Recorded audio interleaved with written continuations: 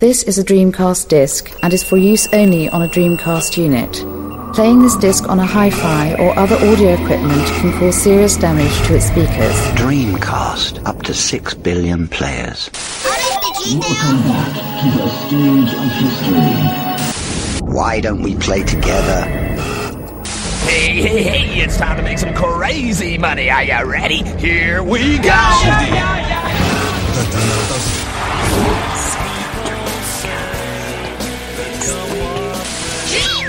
Please stop this disc now. Okay, is this thing on? Is it on? Yeah, it's recording now. Hello, everybody. My name is Tom, and you are listening to episode 40 of the Dreamcast Junkyard DreamPod. There's only two of us here today. Myself, which is me, obviously, and Ross. Hello, Ross. Hey, Tom. Hey, guys. How's it going? Yeah, I'm fine. I'm sure everybody who is listening to the podcast is also screaming into their iPods or phones saying, yes, we're fine too. Yeah, that's a bit of a habit picked up from teaching English in Japan. Hello, everyone. Hello. How are you today? Oh, I'm fine. Yeah. Anyway, enough of that. Yeah, just to let people know that this was quite an impromptu recording. We were just chatting on Facebook and we decided, you know what? Let's just make a podcast. And then we tried to log on with our usual service, which is Mumble, and the server is down. So then we quickly scrabbled around on the internet looking for a way to record a podcast without using Mumble, and we ended up using Skype with a thing called Call Recorder, which is free. So if it doesn't sound as professional and amazing as usual, that's why. You can point all of your complaints towards Mumble. That's mumble.com, and I'll be doing the same thing after this as well, so thanks to Mumble for that. However, all of these problems will not stop us from delivering quality content for you, our dear listeners. I used the term quality in the loosest possible sense, naturally, but let's begin as we always do. Ross, you have been playing on something that isn't a Dreamcast. Would you like to tell the girls and boys what it is? Yeah, are we talking about the thing we're going to talk about later? Yeah, go for it. Do it now. Alright, yeah, well, the PSVR came out only about 3 or 4 days ago. The nearest place to me is Osaka, which is fairly far from where I live, so I had to go up yesterday on a train and pick it up. Brought it home yesterday night and been playing it since then. Yeah. And yeah, it's it's impressive, but I think you'll enjoy it a lot more if you haven't already experienced something like the Vive. If you've played a lot of the Vive, then it's not on the same level, in my opinion.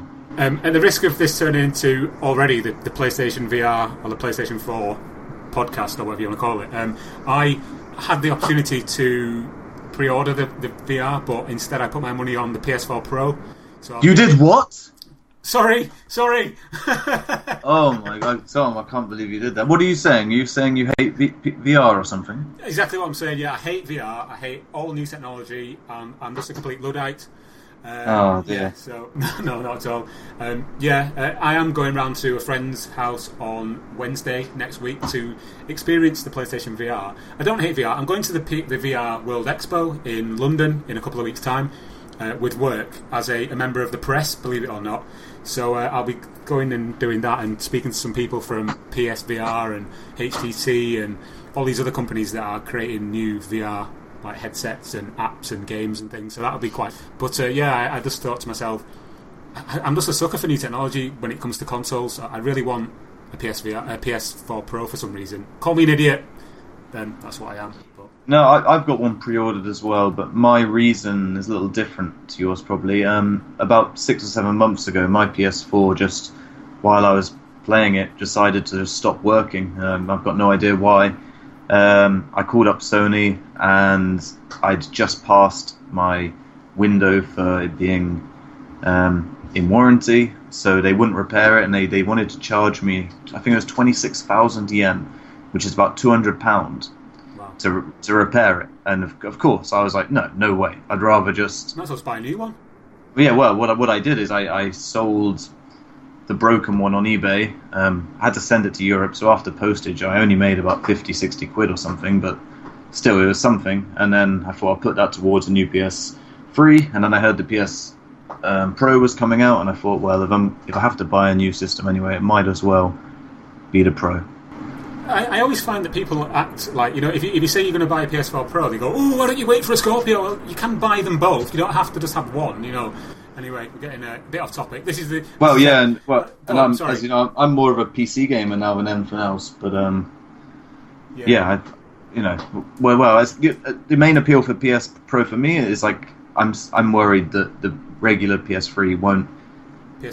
PS4 won't be at all... Nothing's future-proofed, but it won't last very long in terms of being able to do VR stuff. I think it's already pushing its limits to do VR stuff at steady frame rate. One system that's lasted longer than that, Will, is the Dreamcast.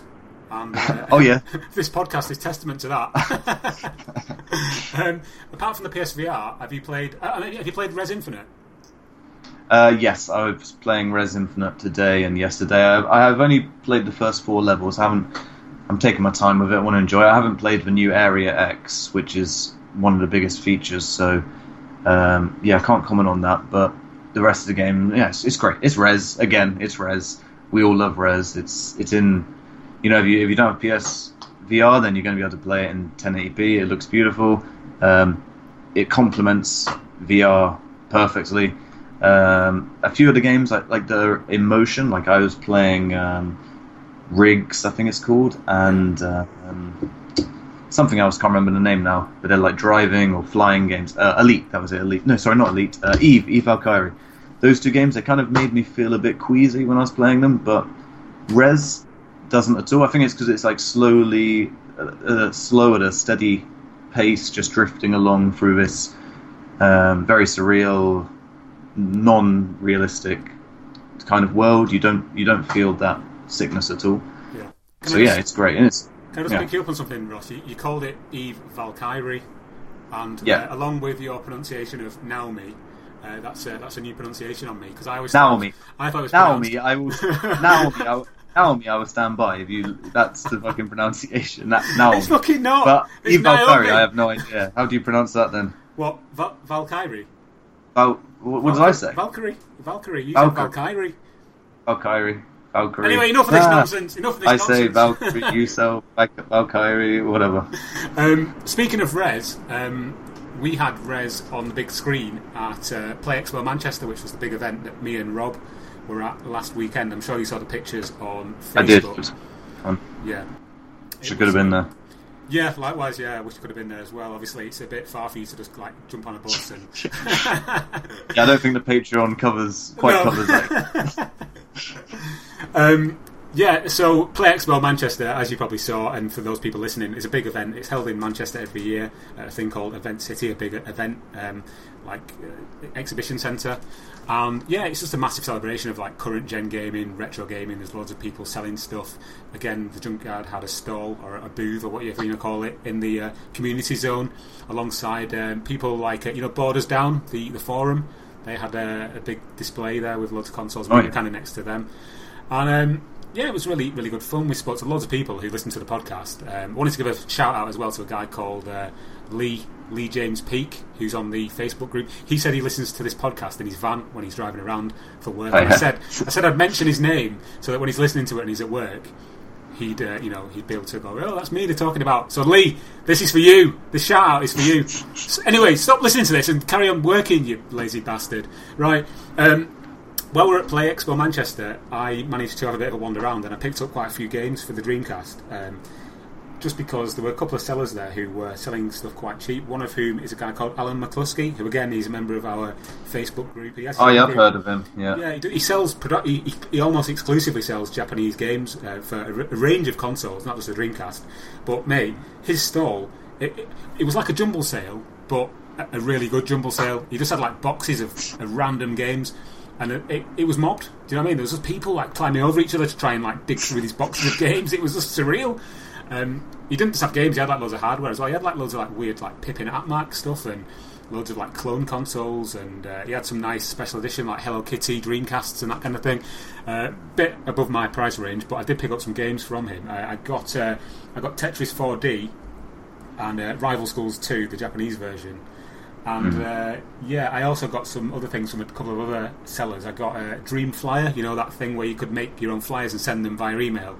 Even though I've got that. You can't do anything with it these days, but I just thought it's a nice thing to have for like a couple of quid. I've never tried. Can you even like get on and make a flyer or something? I don't know. I've never tried using it. Well, maybe I put it into my Dreamcast, and it basically just comes up, the main menu screen, but it won't let you go past that. I would imagine it's looking for an internet connection.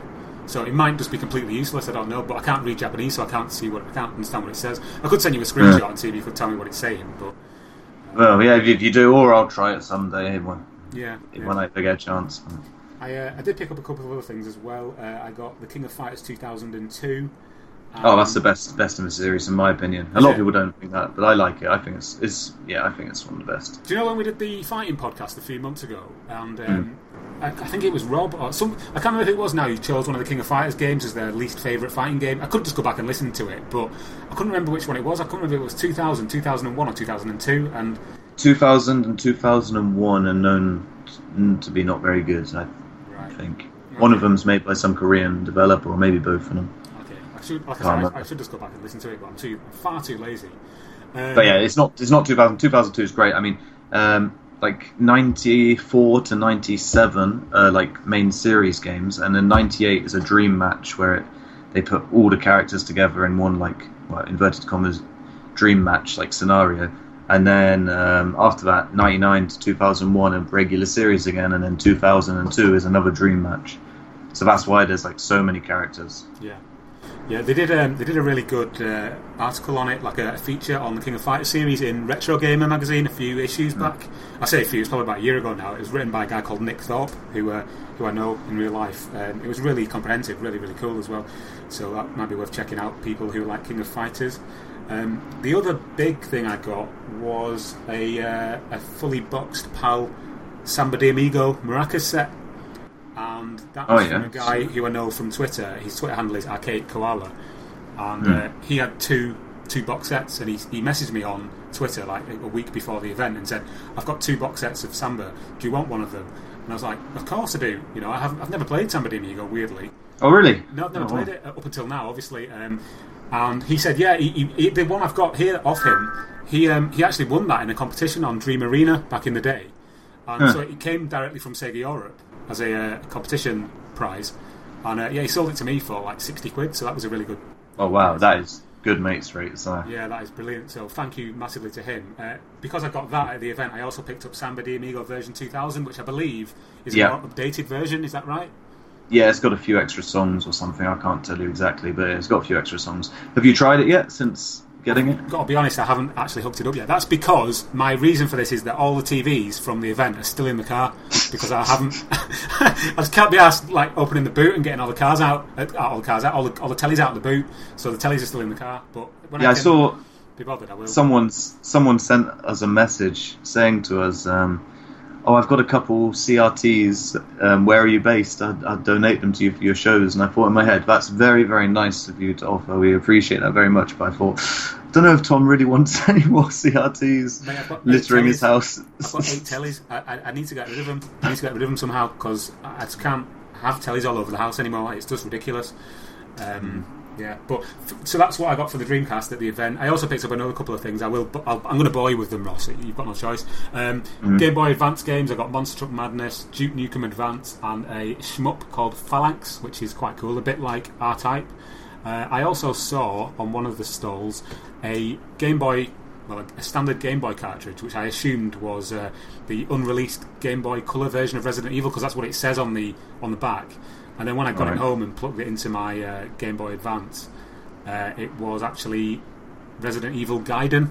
So that was a bit. Yeah. Is that like turn-based one? Is that? No, it's like a side-scrolling shooter, like top down. Oh, is it? Like, yeah, you just. Never played that. Yeah, it's not what I mean. It's a good game in its own right, but it's not the game I was expecting it to be. So I was a bit annoyed about that. But yeah, that's pretty much everything I picked up from PlayXWorld. It was just a great event. There's so many different podcasts in the UK. I don't know what it's like over in Japan. Obviously, podcasts are kind of like ubiquitous. You can get them wherever you are. But there's a massive community in the UK of podcasters and people who make content, and we all kind of know each other. And every time we go to these events, everyone turns up with like their t-shirts on, and everyone wants to do a guest host podcast or a video. So me and Rob got interviewed by a couple of different YouTube channels for at the Dreamcast Junkyard booth. There was have you heard of RGDS? That's RGGD. RGDS, Retro Gaming Discussion Show. Is that the one that their logo looks like one of the old Commodore 64 Hit Squad?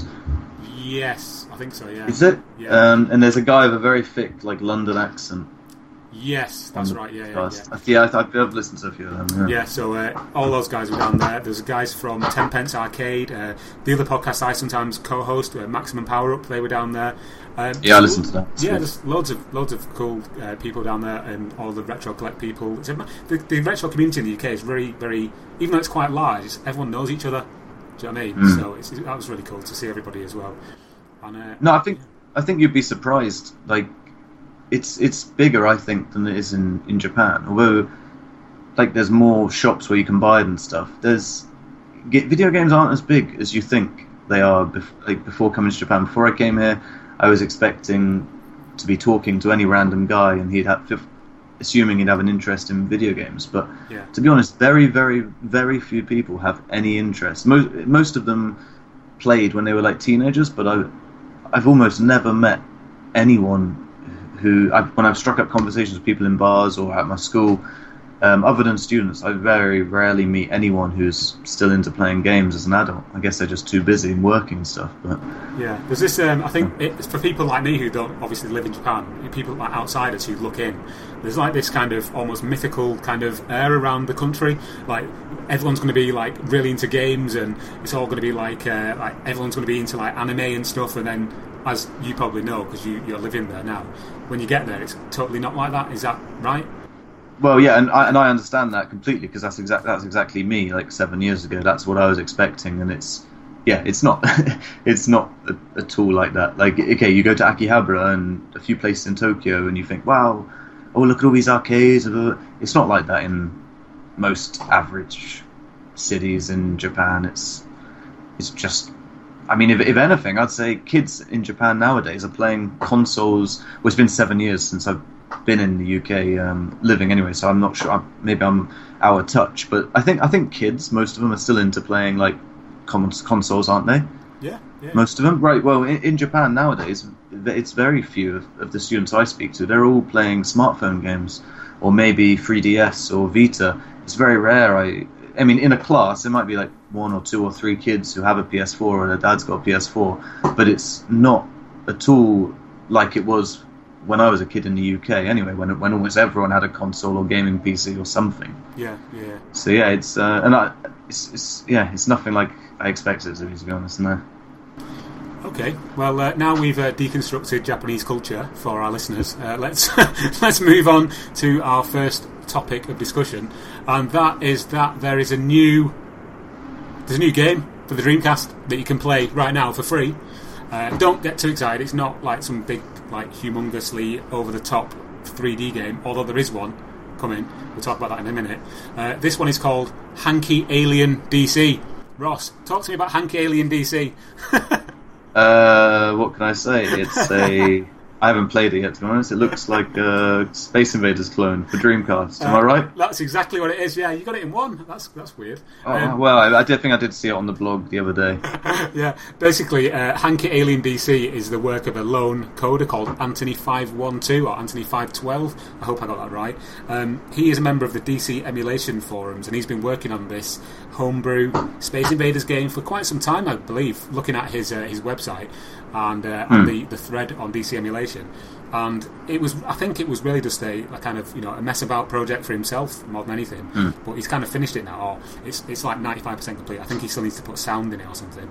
But if you go to his website, which is simianzombie.com, he's released it for free as a download. You can play it on the Dreamcast SD card reader, or you can burn it onto a disc. He is actually quite, even though he's managed to create a game from scratch, he does say that, you know, it's been a while since I burned a disc for my Dreamcast, so I'm not actually sure how to do it anymore.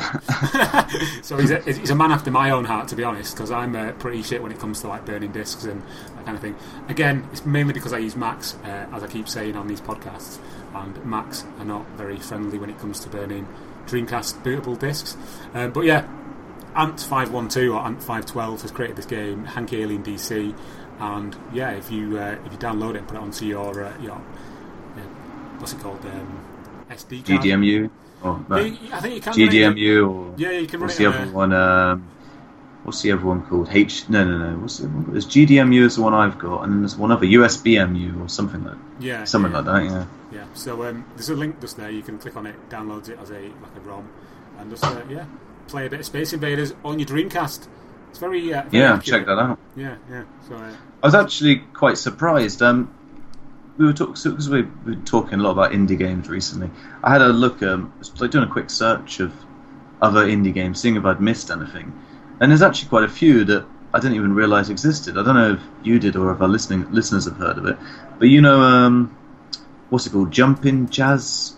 What's it called? Jazz Rabbit or something? Do you know the game I'm talking about? It was a PC game. Yeah, I do. Someone ported that to a Dreamcast about 6 years ago or whatever, and it went completely under the radar, but it's there to download. Were you aware of that? Now you mention it, I was aware of it. There's so many. Yeah. There are so many games. That kind of and there's also... cracks. We were talking about how Xenocide will probably be the first 3D indie release. Well, there's already been one. Aaron actually wrote about it. I did a search on the DC Junkyard blog, and Aaron wrote about it. It's like I've forgotten the name again, but it's like a Marble Madness or Monkey Ball style clone game. Is it Neverball? Neverball, yeah, that's it. I've never heard or played that one either. Yeah, there's a guy on the Facebook group called Martin K, who does all the... He's a guy who supplied us with the the Propeller Arena repros to give away in that competition recently. He does, he creates discs and puts his own art on them, and then creates like DVD box style cases, and then just like he sends me random stuff in the post all the time. And he sent me a copy of that Neverball. It's actually quite good. It is basically Monkey Ball without the monkeys. It's quite cool. I thought it did look good. And then there was also Gianna Sisters too. I think. Great Gianna Sisters. Yeah. So there's a lot out there that I didn't. Well, I think maybe it's just me, but I think a lot of people it flew under our radar and we didn't even realise it. So and it's all free, so check it out. Yeah, there's again talking about Martin. He sent me a load of stuff a couple of months back, just CDRs of random games, and there was a couple. There's one called I don't know how you pronounce it. I think it's called Squirix or something. And he basically this like rabbit thing that runs along, and it's like stupidly difficult 2D side-scrolling platform game where everything you touch just kills you. But it's really nice. I think it looks like it might be like an old Amiga game or something, but remade for the Dreamcast. There's another thing called Copper Swapper, which is like a match the pairs game.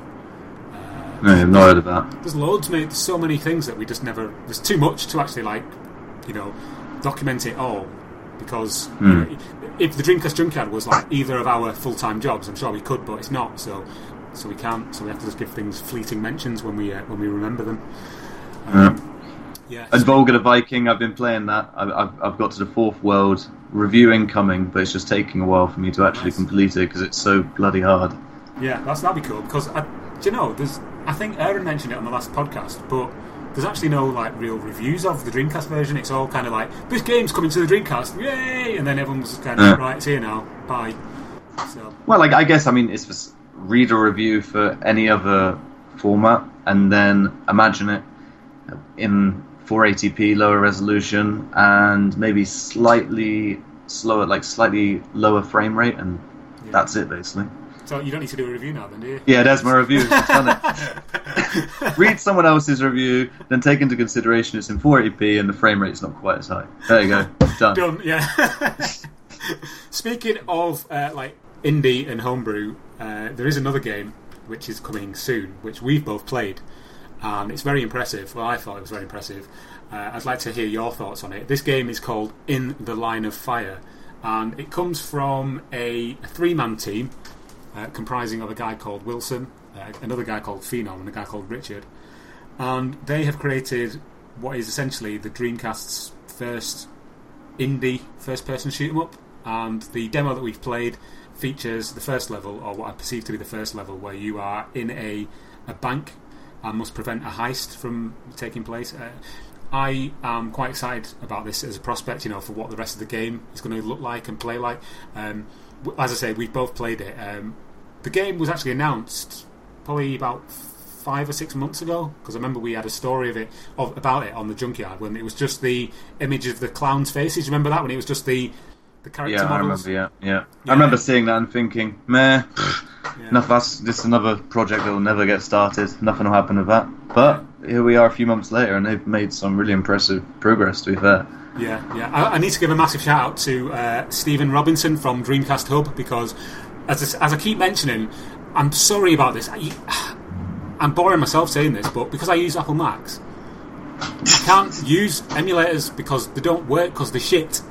But what Stephen did was he packaged up the ROM of In the Line of Fire with an emulator and sent it to me via Google Docs or whatever it was, or Dropbox, and I used it on my girlfriend's laptop, and it ran surprisingly well, so thanks to Stephen for that. But yeah, I was actually really impressed with the game running in a Dreamcast emulator. I believe that you can get it running on an actual Dreamcast as well if you've got the nous to do that and burn a bootable disc. There is a YouTube video of the guys running it on a Dreamcast, so it does work. But as I say, myself, and you ran it as well on the emulator, didn't you, Ross? I did. I didn't bother burning a disc. Yeah, I just. Did you, well, actually, you sent me what Stephen sent you, so I got like the sloppy thirds on that one. Sloppy thirds, yeah. Did you play using a keyboard and mouse, or did you use the controller? I used a 360 controller. Did you? Right, cool. Yeah, because I used I set up the keyboard to the control, so it was I couldn't really control it amazingly well, but I like the way that it's a first-person shooter, but you also get that kind of, it switches to a third-person view, and you can like tag enemies and then that was cool. Execute them, with a button press. That was really cool. Yeah. You like peek. What is? Oh no! It goes in. I think it's going to be almost like in Watch Dogs, where you can hack security cameras. I think it's just a demonstration of what it's going to be. I think in the proper game you're going to be able to like choose maybe a camera, and then from that camera you can move your cursor over to various enemies, and then you press a button and your character will come out and automatically take them down quickly. Yeah, like which is quite cool to see something like that's a feature, like the kind of features we've seen in modern games, and then put it onto a Dreamcast indie game. I thought that was quite cool. That's what I was going to say. It's almost like not anachronistic, but it's kind of taking like the old games. It's taking the old system and adding new game like development techniques to it. Like new features. Because imagine like when Stormwind came out, and then you're playing it, and you get like it's almost like you've got like trophies or achievements. Volga the Viking also has achievements. Yeah. So it's nice to see, isn't it? That's cool because they've applied a modern twist to an old system. You don't, because when you play Dreamcast games, you don't even take into consideration things like achievements or trophies or anything. So that was a nice thing to see. And for those people listening to us waffle and have not seen the game, if you just go to the Dreamcast Junkyard or to Dreamcast Hub, because Stephen again he did an article on the game as well, and also Sega nerds have sort of reblogged our article. But yeah, if you just go and type in the Line of Fire, you'll see just how impressive this game looks. It almost has a look of, I think it's actually better looking than Soldier of Fortune. Would you agree? To be honest, it's been a long time since I played Soldier of Fortune. My memory of it, which is probably not as good as how it looks now, would say no. But maybe I just haven't played it in such a long time that I can't remember. But it definitely looked very good, especially for a Dreamcast. Not even for an indie game, just for a Dreamcast game. It looked very good. I think it's important to mention that it is at the very, very early stages still of development. I mean, they've spent a lot of time on the engine, and you can see they've made some great progress, but the demo is maybe 10 minutes, and it's very rough, very incomplete. There's no... there's next to zero enemy AI yet. They just kind of run towards you. It's by no means, they just run towards you and start hitting you, and that's it. That's all they do.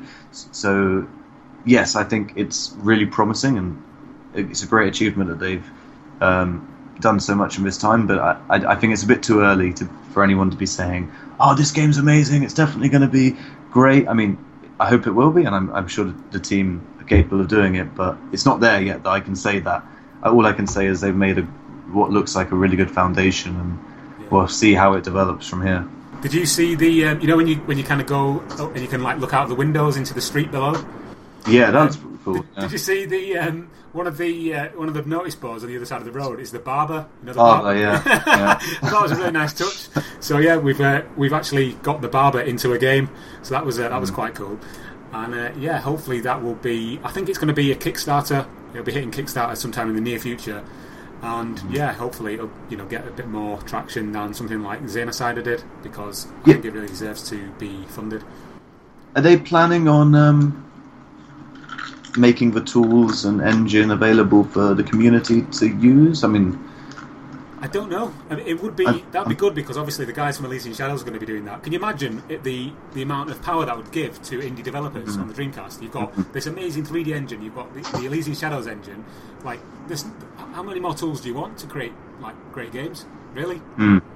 Yeah, because I mean, something like that. If they announced, I mean, you know what I'm like with Kickstarters, especially recently. I'm very cautious, and I don't really want to give money until the game's finished. But if they announced something like that and said, okay, we're gonna give all these tools and then by, you know, I don't feel like we're entitled to it. They made it. It's up to them what they do with it. But I'm just saying, if they did that as part of the Kickstarter, that would definitely help persuade me to back it.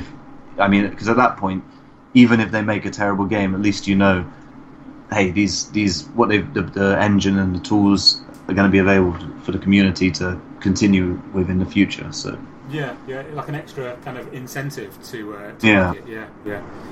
Cool. I actually backed something on Kickstarter the other day. It's got nothing to do with games. Well, it's not. It's very loosely based on games. It's have you heard of Mr. Biffo?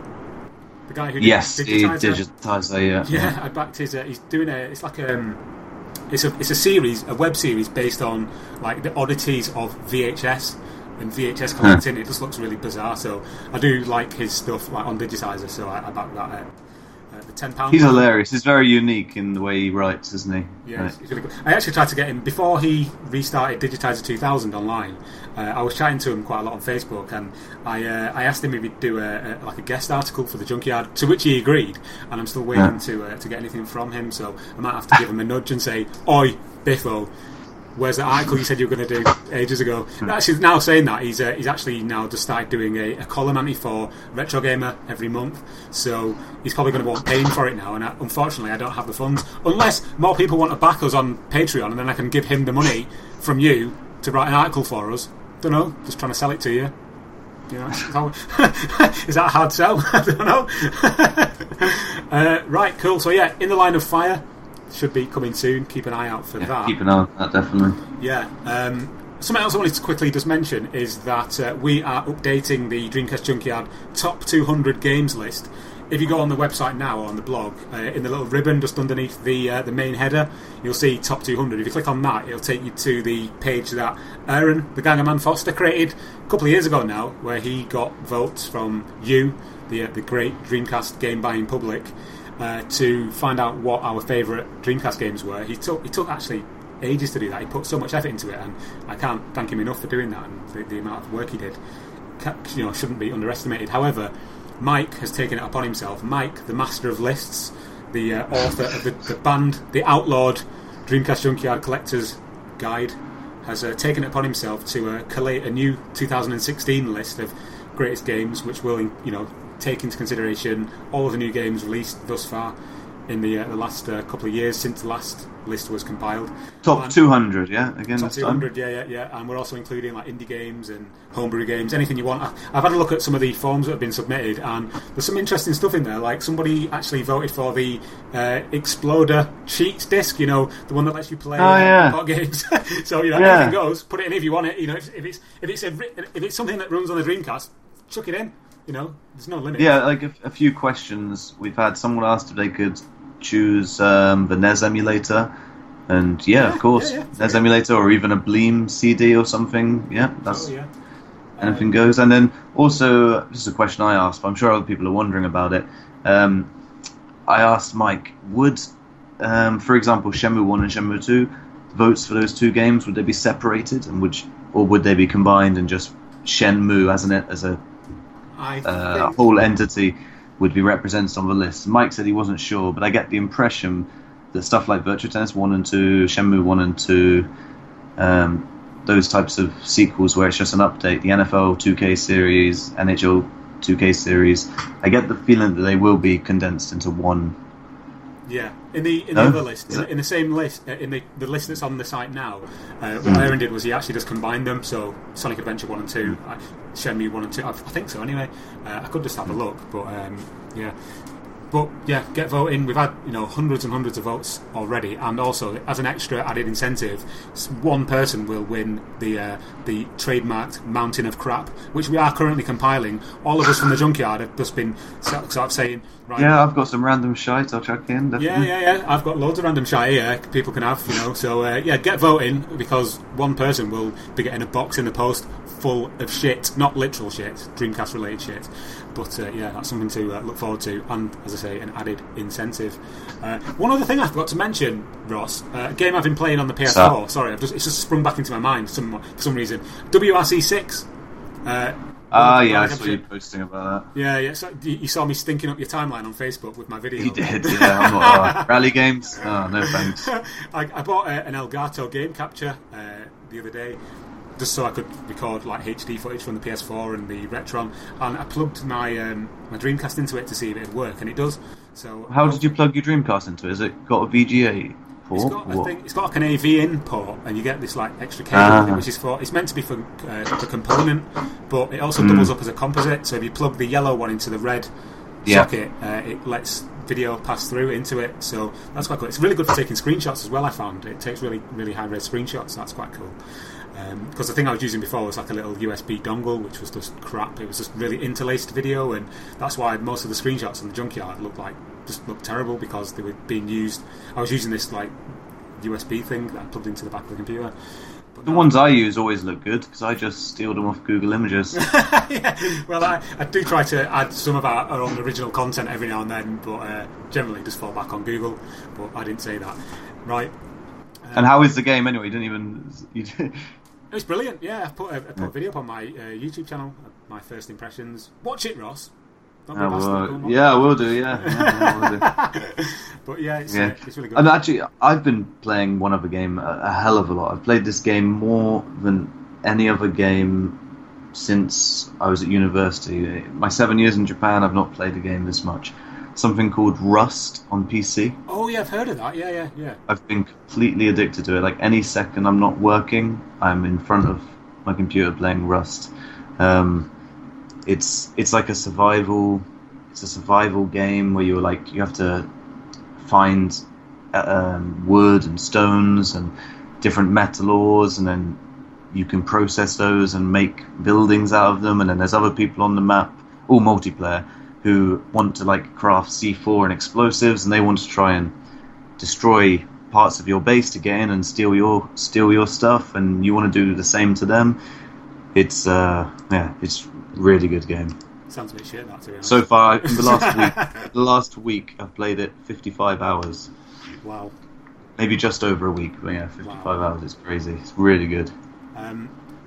One other thing that I forgot to mention as well, a guy called James Dunn, he brought me a copy of Hellgate, the unreleased game from the Dreamcast, that bike game. He bought it to me at Play Expo, and because we are planning a dedicated episode of the DreamPod, just focusing solely on unreleased games, I thought that it might be worth mentioning that, because it was a promising looking game, and I'm yet to give it a proper playthrough, but I believe Aaron did a look at it on the Dreamcast Junkyard probably a few years ago now. But I'll be getting stuck into that. So when did that get released? It didn't get released. No. I mean, when did the incomplete version get? Oh, it would have been about 2013, maybe now. But it was leaked, and then everyone was like, lost the shit, and then everyone kind of forgot about it. So it is available, but I've never really looked much into it. I believe PC Wizard did a video on it as well. In his series, the games that. Oh, what is it? Shit. Sorry, PC, if you're listening to this. The Games That Never Were. His YouTube series that I keep posting about on the Junkyard. Yeah, they're all great. Watch those, yeah. Really good. And anyway, Ross, I think we've waffled for long enough now. I'm hoping that this is going to record, because if it doesn't, I'm going to be very pissed off. I might throw my iMac through the window. Well, it's okay. We've had a nice conversation. We have indeed, and hopefully the girls and boys listening have enjoyed listening to us waffle. Listen to this, Ross. Listen, can you hear this? You hear that? Yes. That, Yeah. right, is because I'm a bit of a wanker. I bought an aluminium mouse mat to go with my aluminium keyboard, and whenever I move my mouse around, it sounds like I'm dragging girders across the floor. And so if you could hear that throughout the podcast, that's what it was. I didn't hear it, but... I'm a proper Apple wanker me now, aren't I? That sounds like a appropriate thing to buy. What a pretentious wanker. Hope you're happy with yourself. I'm not. I feel really dirty. I need to go and get a really shit Pentium 2 PC just to bring myself back down to reality. Right. Well, anyway. that'd be a more advanced gaming system than your current Mac. Right, that'll do for this episode of the Dreamcast Junkyard DreamPod. Thank you very much for listening. You can find us on Twitter at the DC Junkyard. You can find us on Facebook at facebook.com, the Dreamcast Junkyard, and groups, the Dreamcast Junkyard, and also on the internet at large at www.thedreamcastjunkyard.co.uk. Ross can be found on the Facebook group, again being offensive to people. I can be found on Twitter at TomLeeC. And thank you once again to all of our people on Patreon who support the podcast and keep it free of advertising and things. It really helps. So if you want to, pledge to Patreon, even if it's just $1, even if it's only for 1 month, it all helps us to pay the server costs for the podcast. And we appreciate it massively. Is there anything else you wanted to add at the end, Ross? No, I think that's it. Yeah. Okay then. It's nice and sunny here, so I'm going to go outside for a bit. So let's do one. And thank you very much for listening. Goodbye. See you later, guys.